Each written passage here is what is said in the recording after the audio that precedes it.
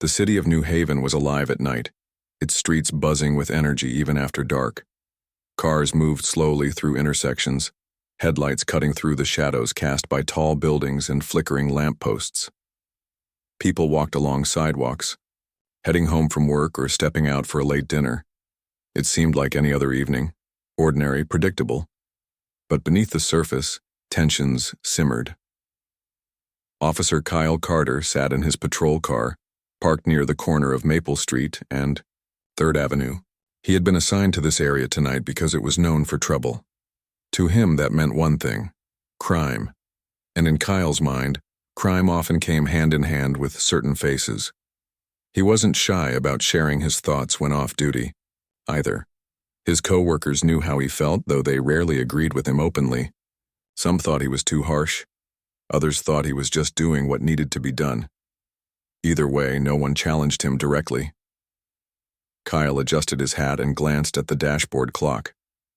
It was almost midnight. Most people in this part of town should have been asleep by now, he thought. As if on cue, a black sedan turned onto the street ahead of him. The car didn't look suspicious, it wasn't speeding or swerving, but something about it caught Kyle's attention. Maybe it was the fact that it was driving so carefully, almost deliberately slow, or maybe it was simply because it was here, in this neighborhood, at this hour. Whatever the reason, Kyle decided to follow it. He switched on his siren briefly, letting the driver know to pull over. The sedan signaled and eased to the curb without hesitation. Kyle stepped out of his patrol car, adjusting his belt and gripping his flashlight tightly. He approached the vehicle cautiously, peering inside, as he reached the driver's window. Behind the wheel sat a young man, probably in his mid-20s. He wore a gray hoodie and looked calm, though there was a hint of nervousness in his eyes. His hands were already raised slightly off the steering wheel, palms facing outward. "License and registration," Kyle said sharply, shining his flashlight into the car. The beam illuminated the interior, a cluttered mess of papers, a phone lying on the passenger seat, and a half-empty cup of coffee wedged into the cup holder. Nothing unusual, but Kyle made a mental note of everything anyway. You never knew what might turn out to be important later. The young man nodded quickly and leaned forward to grab his wallet from the center console. "Yes, sir," he replied, respectfully. His voice was steady, polite. He handed over his license and the registration papers without argument. Kyle took them and stepped back toward his patrol car, glancing over his shoulder to make sure the man stayed still. As he ran the license through his system, Kyle couldn't shake the feeling that something was off. Sure, the guy seemed cooperative enough, but cooperation didn't always mean innocence. Besides, this was Marcus Johnson. The name matched the ID, and according to the database, Marcus had no outstanding warrants. Clean record. Still, Kyle wasn't satisfied. Something about the situation bothered him. When he returned to the sedan, Kyle leaned down to speak to Marcus again. "What are you doing around here this late?" he asked, his tone accusatory. "I live nearby," Marcus answered calmly. "I work nights at the warehouse down the road, just heading home." Kyle frowned. "Warehouse? Which one? The Yui Shipping Company on 4th Street, Marcus said. "You can check if you want. My supervisor's name is Lisa. She'll confirm I'm telling the truth." For a moment, Kyle hesitated. Everything Marcus said checked out, but instead of letting it go, he pressed harder. "Why'd you take this route? There's a faster way to get home." Marcus shrugged, trying to stay composed despite the rising tension. "I don't know. I guess I wanted to avoid the highway tolls." "Is that illegal?" Kyle didn't answer right away. Instead, he shone the flashlight directly into Marcus's face, forcing him to squint against the glare. "You ever been pulled over before?" he demanded. "Yes, sir," Marcus admitted. "Once or twice, always for minor stuff. I've never broken any laws." "That's not what I asked," Kyle snapped. "I asked if you'd ever been pulled over." Marcus clenched his jaw but kept his voice level. "Yes, sir, I told you once or twice." "Well, then you know how these things work," Kyle said, leaning closer. "So don't give me attitude." By now, a small crowd had gathered nearby. A few pedestrians had stopped to watch the exchange, their expressions ranging from curiosity to concern. One woman held up her phone, recording silently. Another man stood with his arms crossed, shaking his head disapprovingly. Kyle noticed them out of the corner of his eye but ignored them. Let them film all they wanted, he was doing his job. You got anything illegal in this car? Kyle asked, suddenly changing tactics. No, sir, Marcus replied immediately. Nothing. Mind if I take a look? Kyle smirked, knowing full well that refusing would only make Marcus look guilty. Marcus sighed softly, frustration creeping into his voice. Go ahead. Knock yourself out. Kyle opened the door and gestured for Marcus to step out. Hands on the hood, he ordered. Marcus complied, placing both hands flat against the cool metal while Kyle patted him down quickly. Finding nothing, Kyle moved to search the car. He rifled through the papers on the passenger seat, checked under the seats, and even popped open the trunk. All he found were more receipts, an old jacket, and a spare tire. This yours? Kyle asked, holding up a crumpled receipt for gas, purchased earlier that day. Yes, sir, Marcus replied wearily. Like I said, I was coming home from work. Kyle tossed the receipt back into the car and slammed the trunk shut. For a long moment he stood there, glaring at Marcus as if willing him to crack. Finally, he handed back the license and registration. Get out of here, he muttered, and try not to drive so slow next time. Marcus climbed back into the car, his hands gripping the steering wheel tightly. He waited until Kyle had returned to his patrol car before pulling away from the curb. His heart was pounding, adrenaline coursing through his veins. He hated moments like this, moments when he felt powerless, judged not for who he was but for the color of his skin. Meanwhile, the video recorded by the woman in the crowd began circulating online within hours. Social media erupted with outrage as viewers watched Kyle's aggressive behavior unfold. Comments poured in, calling for accountability and justice. Among those watching was Governor Derek Hayes, a man known for his commitment to equality and reform. As he watched the footage, his expression grew grim. This wasn't just about one bad cop, he realized. This was about a system that allowed such behavior to persist unchecked. Derek picked up his phone and dialed a number. Get me everything you can on Officer Kyle Carter, he instructed, and set up a meeting with him tomorrow morning. This ends now. With that, the wheels of change began turning, setting the stage for a confrontation that would challenge not only Kyle's worldview, but also the very foundations of justice in New Haven. The next morning, Kyle Carter arrived at the state capitol building feeling uneasy. He had been summoned by Governor Derek Hayes himself, a name Kyle recognized but didn't know much about beyond headlines and sound bites. All he knew was that this meeting wasn't going to be pleasant. As he walked into the sleek, modern lobby, he felt out of place in his uniform among the polished marble floors and expensive furniture. A secretary led him down a quiet hallway to an office door marked Governor Derek Hayes. She knocked, softly before opening it and gesturing for Kyle to enter. Inside, the governor sat behind a large wooden desk, reviewing documents on a tablet. He looked up when Kyle entered, his expression neutral but piercing. Officer Carter, Governor Hayes said, standing briefly to shake Kyle's hand. His grip was firm but not aggressive. Thank you for coming. Kyle nodded stiffly, unsure how to respond. He took a seat across from the governor, crossing his arms over his chest. The chair felt too small under him, like it was designed for someone else entirely. Behind Hayes, sunlight poured through tall windows, making the room feel warm despite the tension hanging in the air. I assume you know why you're here, Hayes began, leaning back in his chair. His voice was calm but carried authority.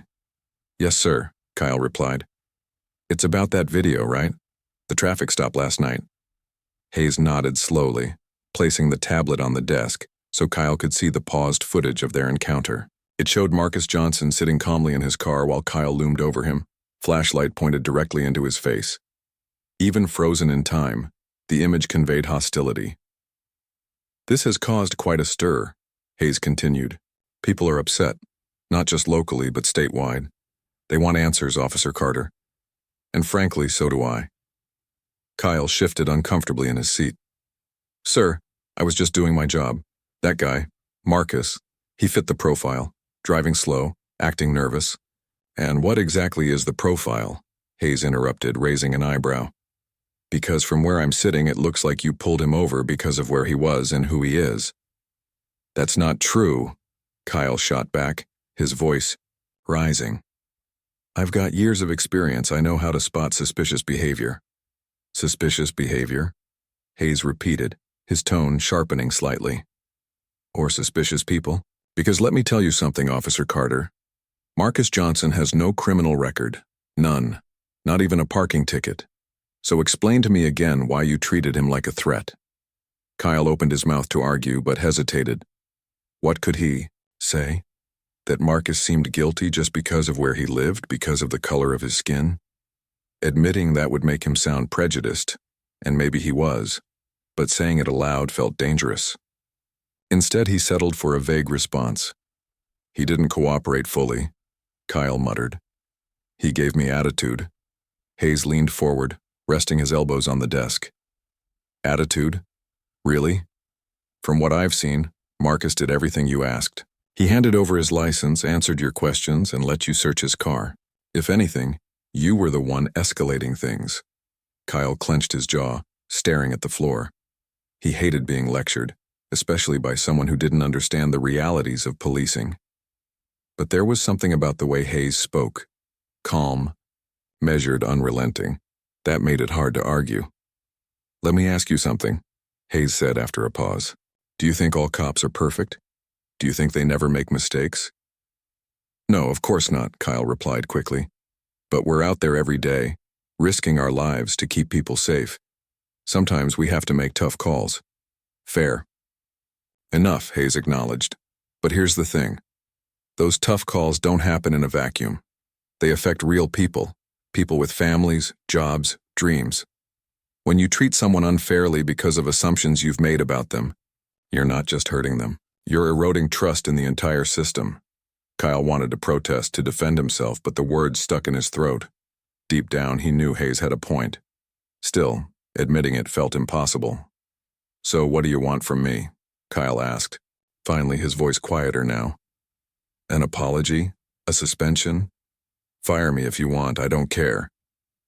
To his surprise, Hayes chuckled softly. I'm not here to punish you, Officer Carter. At least not yet. What I want is for you to understand, to see things from a different perspective. How am I supposed to do that? Kyle snapped, frustration creeping into his tone. Hayes smiled faintly, almost sympathetically. That's where science comes in. He reached into a drawer and pulled out a small device, a sleek metallic headband attached to a control unit. Kyle stared at it, confused. What's that? He asked warily. It's called an empathy link, Hayes explained. Developed by researchers at the university. It allows users to experience life through someone else's eyes, not just seeing what they see, but feeling what they feel. Emotions, memories, struggles, it's all there. Kyle frowned, shaking his head. You're kidding, right? That sounds like some sci-fi movie. It's very real, Hayes assured him, and I'd like you to try it. Forget it, Kyle said immediately. There's no way I'm letting some gadget mess with my brain. Hayes sighed, leaning back in his chair again. Look, I can't force you, but consider this. If you refuse, I'll have no choice but to recommend disciplinary action, suspension, demotion, maybe even termination. Your career could end tomorrow, or... He paused, letting the weight of his words sink in. You could take this opportunity to learn, to grow. Kyle stared at the device, his mind racing. This was insane, completely insane. But what choice did he really have? If he walked away now, he'd lose everything. And deep down, a tiny part of him wondered, what if Hayes was right? What if he didn't understand? Fine, Kyle said reluctantly. What do I have to do? Hayes nodded approvingly. Good decision. Now listen carefully. For the next 7 days, you'll live as Marcus Johnson. Every moment of his life during that time will become yours. The good, the bad, and everything. In between. By the end of it, you'll know exactly what it's like to walk in his shoes. Kyle swallowed hard, suddenly regretting his agreement. But it was too late to back out now. Hayes motioned for him to stand and handed him the device. "Put this on," he instructed. "Don't worry, it's completely safe. Just open your mind, be ready to see things differently." With trembling hands, Kyle placed the headband around his forehead. It was surprisingly light, almost weightless. Hayes activated the control unit, and within seconds, Kyle felt a strange sensation wash over him, like falling asleep, but faster. The world around him blurred and faded, replaced by darkness. When he opened his eyes again, he wasn't sitting in the governor's office anymore.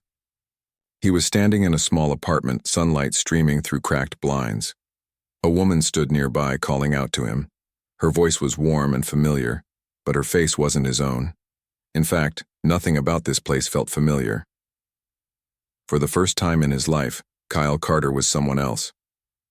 The sensation was overwhelming, like being dropped into someone else's body without warning. At first, all Kyle could do was stand there, frozen, trying to make sense of what was happening. The apartment around him was small and cramped, with faded carpets and furniture that looked like it had seen better days. Sunlight filtered through thin curtains, but it didn't brighten the space much. Instead, it highlighted the cracks in the walls and the dust gathering on every surface. Woman entered the room, a middle-aged woman with kind eyes and streaks of gray in her hair. She smiled warmly at Kyle, or rather at Marcus, and spoke softly. "Good morning, baby. Don't forget your lunch before you head out." Kyle blinked, confused. This must be Marcus's mother, he thought. But why was she calling him baby? And why did this tiny apartment feel so suffocating? As the day unfolded, Kyle experienced life as Marcus for the first time. He woke up early, ate a quick breakfast of toast and coffee, and left for work. The warehouse where Marcus worked was located on the outskirts of town, far from the nicer neighborhoods Kyle usually patrolled. It was cold and noisy inside, with machines humming constantly and stacks of boxes towering overhead. Marcus spent hours lifting heavy crates onto pallets, his muscles aching by mid-morning. Kyle felt every ounce of that pain, the strain in Marcus's back, the blisters forming on his hands, the fatigue creeping in after hours of repetitive labor. But what struck him most was the monotony. Day after day, week after week, Marcus came here to do the same grueling work for barely enough pay to cover rent and groceries. There was no excitement, no glory, just survival. On the bus ride home that evening, Kyle noticed something else: the looks people gave Marcus. Some were sympathetic, others indifferent, but many carried traces of judgment or disdain. As they passed through wealthier parts of the city, Kyle saw drivers glance at Marcus with suspicion, as if assuming he didn't belong there. One man even locked his car doors when Marcus walked past, though he hadn't done anything threatening. By the time Kyle returned to the apartment, he was exhausted, not just physically, but emotionally. Sitting at the kitchen table, he stared at a stack of bills piled high in front of him. Rent was due soon, and there wasn't nearly enough money to cover it. The stress weighed heavily on Marcus's shoulders, and Kyle felt it too, like a crushing pressure in his chest. For the first time, he understood what it meant to live paycheck to paycheck, always one unexpected expense away from disaster. The next few days followed a similar pattern. Kyle lived each moment of Marcus's life, the long commutes, the endless shifts at the warehouse, the constant worry about finances. He also experienced moments of joy, like laughing with Marcus's friends over takeout pizza or playing basketball at the local park. These small pleasures stood out sharply against the backdrop of struggle, reminding Kyle that happiness could exist even in difficult circumstances. But the hardest part came when Kyle relived the traffic stop. Through Marcus's eyes, he saw himself, Officer Kyle Carter, as a looming figure of authority, radiating hostility. He felt Marcus's fear as the flashlight blinded him, heard the sharp edge in Kyle's voice, and sensed the humiliation of being treated like a criminal, despite doing nothing wrong. Worst of all, he felt the helplessness, the inability to defend himself without risking escalation. Each night, Kyle collapsed into bed, overwhelmed by the intensity of the experience. He couldn't escape it. Wherever Marcus went, whatever Marcus felt, Kyle was right there with him. By the fourth day, Kyle began to understand something profound. Marcus wasn't just a name on a license or a face in a crowd. He was a real person with dreams, fears, and struggles that Kyle had never considered before. One particularly poignant moment came during a conversation between Marcus and his younger sister, Tanya. They sat together on the couch, flipping through old photo albums while sharing stories about their childhood. Tanya talked about how proud she was of Marcus for working hard and supporting the family, even though life hadn't been fair to him. "He doesn't get enough credit," Tanya said, smiling fondly. "You're my hero, you know that?" Kyle felt a lump form in his throat. Hero? This guy who barely scraped by each month? Who got stopped by cops for no reason and struggled to keep food on the table? How could anyone see him as a hero?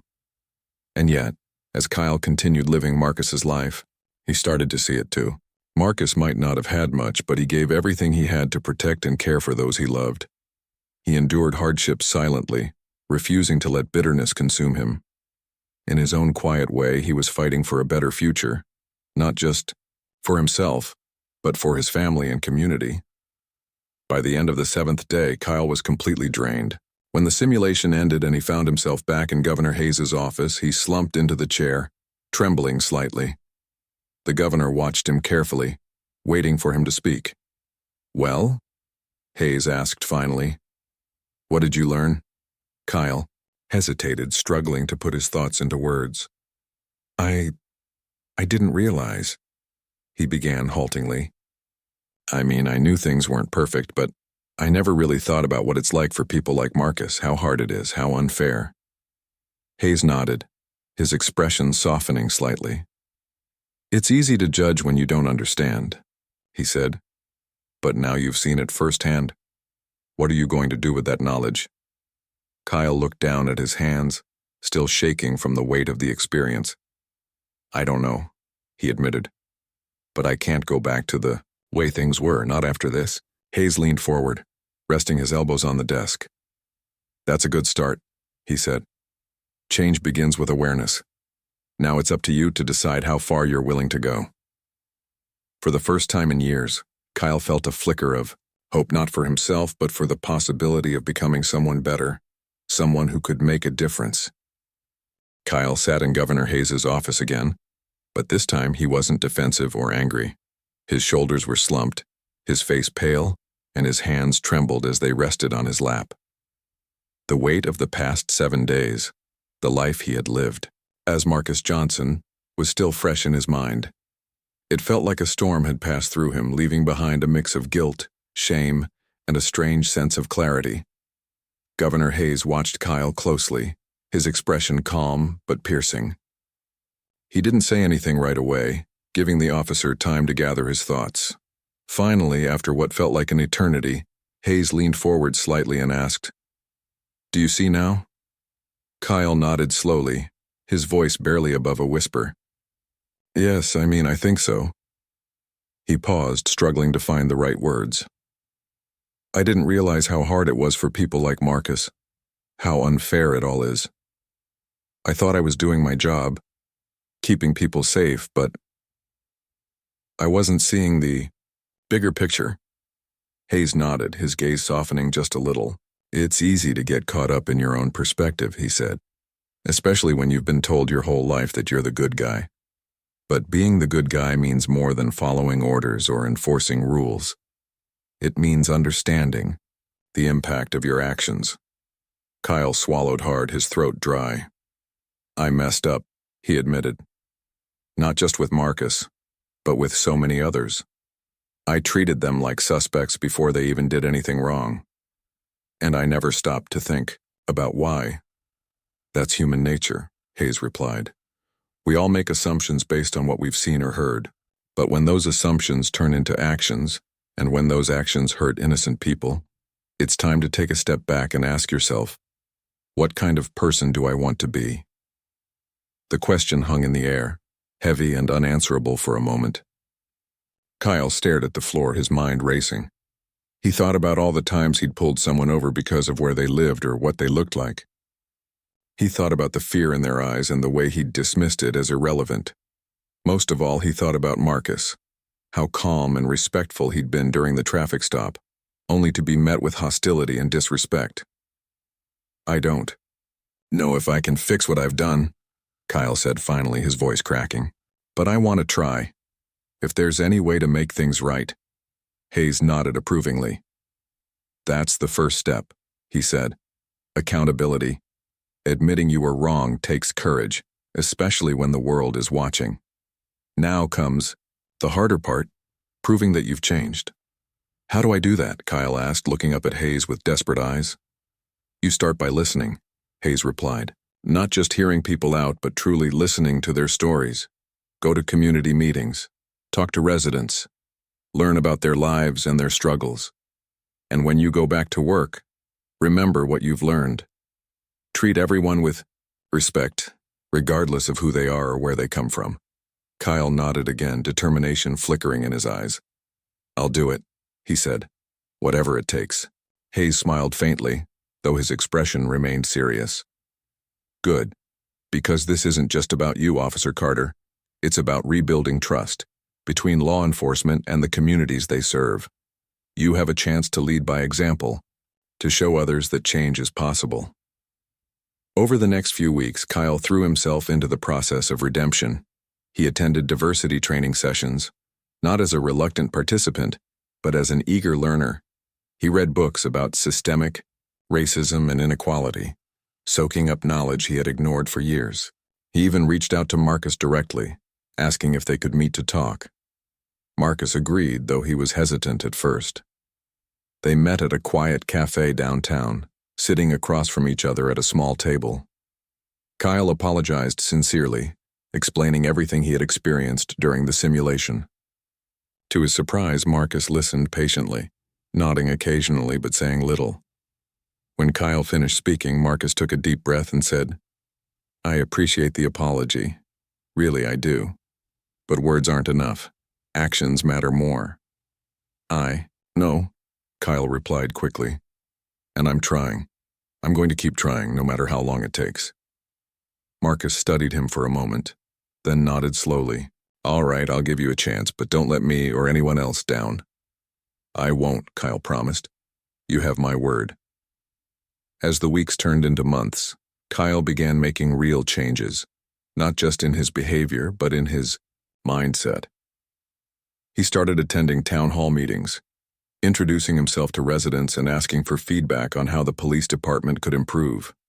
At first, people were skeptical, some outright hostile, but Kyle stayed patient, listening to their concerns without interrupting or becoming defensive. He also worked within the department to push for reforms. He volunteered to help design new training programs focused on empathy and cultural awareness. Some of his colleagues resisted at first, dismissing the initiatives as unnecessary or impractical. But Kyle persisted, using his own experience to illustrate the need for change. One evening, while walking through the same neighborhood where he had pulled Marcus over, Kyle noticed a group of teenagers playing basketball at a nearby court. He hesitated for a moment, then decided to approach them. Instead of demanding ID or questioning their presence, he simply introduced himself and asked if he could join their game. At first, the teens eyed him warily, unsure of his intentions. But as the game went on, their guard began to drop. They laughed and joked with him, treating him less like a cop and more like a regular person. For the first time in years, Kyle felt like he was building bridges instead of walls. Word of his efforts spread quickly, both within the department and throughout the community. While some remained critical, others began to acknowledge the progress he was making. Even Marcus noticed the difference, commenting one day that Kyle seemed like a different person. "It's not easy," Kyle admitted during one of their conversations. "There are days when I feel like giving up, but then I remember what you and everyone else have gone through, and I remind myself that I owe it to you to keep going." Marcus smiled faintly. "That's all anyone can ask for," he said. "Just keep showing up." By the end of the year, Kyle's transformation had become impossible to ignore.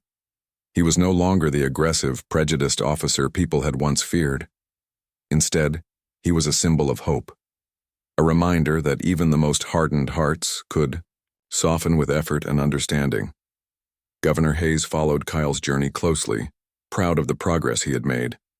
In a public address, Hayes praised Kyle's commitment to change, using his story as an example of how empathy and accountability could lead to meaningful reform. Real justice isn't about punishing mistakes, Hayes said. It's about learning from them. It's about recognizing our flaws and working to overcome them, not just for ourselves, but for the sake of others. As Kyle stood alongside Marcus at a community event months later, shaking hands with residents and sharing stories, he realized something important. Redemption wasn't about erasing the past. It was about building a better future, one conversation, one action, one connection at a time. Months had passed since Kyle Carter's life-changing experience as Marcus Johnson. The journey hadn't been easy, far from it, but Kyle was determined to keep moving forward. Every day brought new challenges, moments when old habits threatened to resurface or when skepticism from others tested his resolve. But he reminded himself constantly of one thing: this wasn't about him. It was about proving that change was possible, even in a system as flawed as law enforcement. By now, Kyle's efforts were starting to bear fruit. He had become a regular presence at community events, not just attending, but actively participating. Whether it was helping set up booths at health fairs, joining cleanup drives in local parks, or coaching kids during basketball clinics, Kyle made sure people saw him as more than just a cop. Slowly but surely, trust began to grow. One Saturday morning, Kyle arrived at a park where a Community Unity Day was being held. The event was organized by residents and local leaders, including Governor Derek Hayes, who had championed the idea as a way to bridge gaps between law enforcement and the neighborhoods they served. Tents lined the grassy field, offering free food, games, and resources like job training workshops and legal aid information. Music played softly in the background, and laughter filled the air as families enjoyed the sunny weather. Kyle spotted Marcus almost immediately. He was standing near a table handing out flyers about youth mentorship programs. When Marcus noticed Kyle approaching, he smiled, a genuine smile that still surprised Kyle every time he saw it. "Hey," Kyle said, stopping beside him. "Need any help?" Marcus handed him a stack of flyers. "Sure, spread the word." For the next hour, Kyle walked around the park, chatting with attendees and sharing details about the program. Some people greeted him warmly, thanking him for his work in the community. Others remained distant, their expressions guarded. Kyle didn't take it personally. He knew earning back trust would take time. As the day went on, Governor Hayes took the stage to address the crowd. He spoke passionately about unity, justice, and the importance of working together to create lasting change. Near the end of his speech, he singled out Kyle for recognition. "Change doesn't happen overnight," Hayes said, his voice carrying across the park. "It takes courage to admit you're wrong and strength to make things right." Officer Kyle Carter has shown both. He stepped up, not because he had to, but because he wanted to. And while his journey isn't over, he's proof that progress is possible. The audience erupted into applause, though Kyle felt a mix of pride and humility. He didn't think of himself as a hero, but hearing Hayes's words reminded him why. He kept pushing forward. As the clapping died down, Hayes invited Kyle and Marcus to join him on stage. When they stepped up, Hayes gestured for silence. "This is what real leadership looks like," he continued. "Two men from different walks of life coming together to build understanding. Let their story inspire us all to do better, for ourselves, our families, and our communities."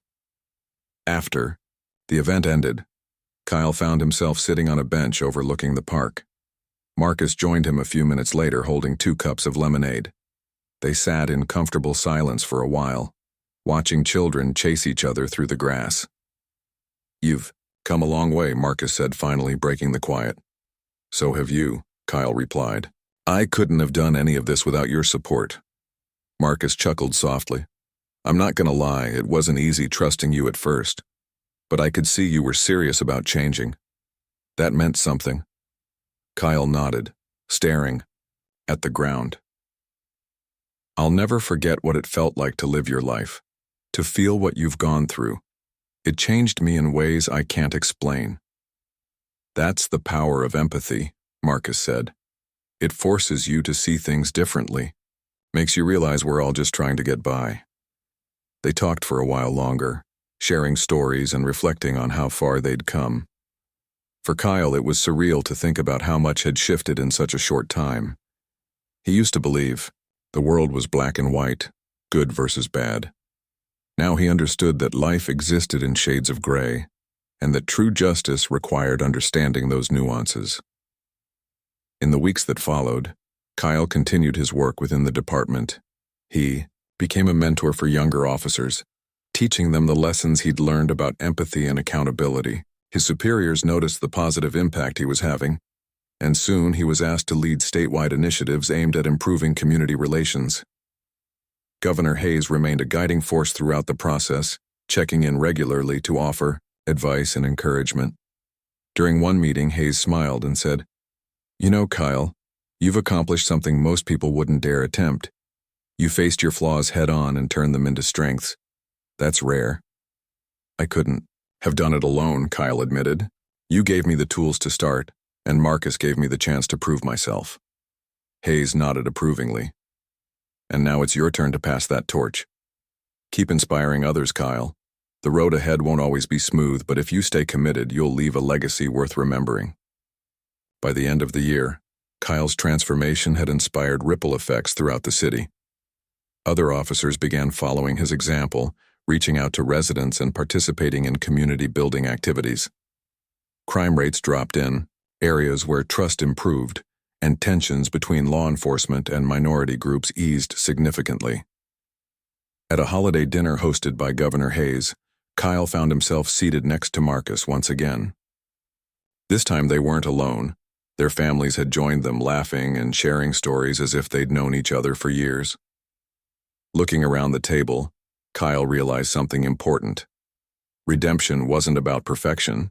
It was about connection. About finding common ground and working together toward a brighter future. As the evening drew to a close, Governor Hayes raised a glass for a toast. "To progress," he said, his voice warm and steady. "Not just for ourselves, but for everyone who deserves a fair shot at happiness and justice." Everyone echoed the sentiment, clinking glasses and smiling.